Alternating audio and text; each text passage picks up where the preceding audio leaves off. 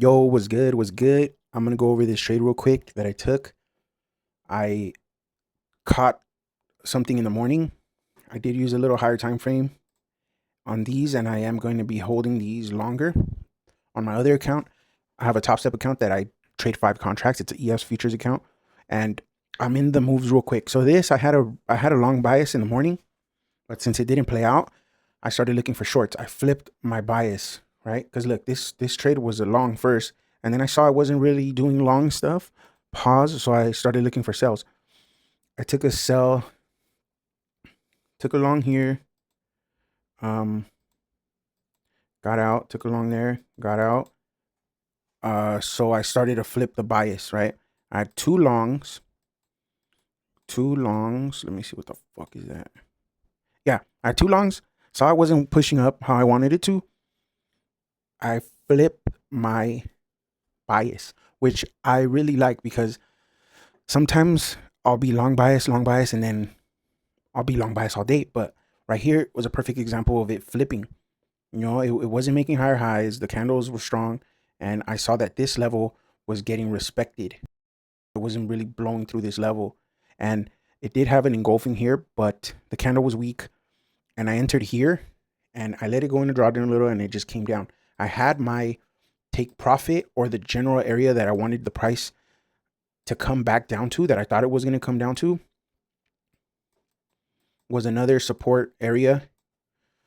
I saw this area, this little cluster. I was like, okay, if it dips down, it's going to dip down to at least here somewhere. And it did, right?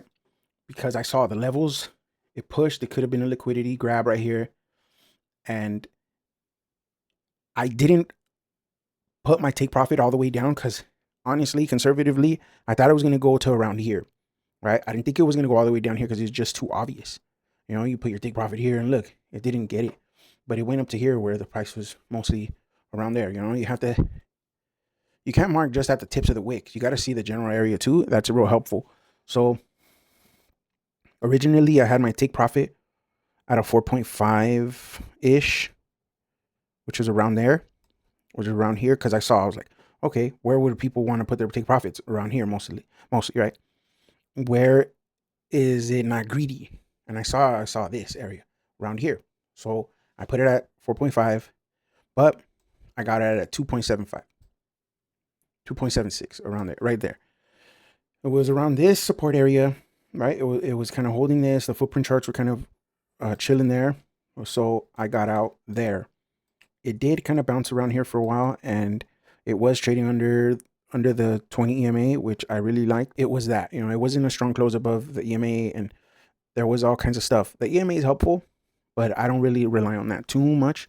I have been using the footprint charts a lot, and I am getting this account back to 0 at least. So I have to get at least like 16 G's or something like that. But let's go. You know, the strategy is working.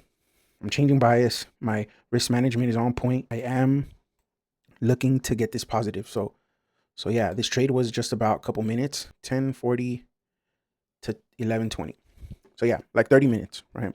Held it. Want to go do something else? Want to go the restroom? Did that? I wasn't really tweaking out on it too much and looking at the P&L and like, oh my god, nah.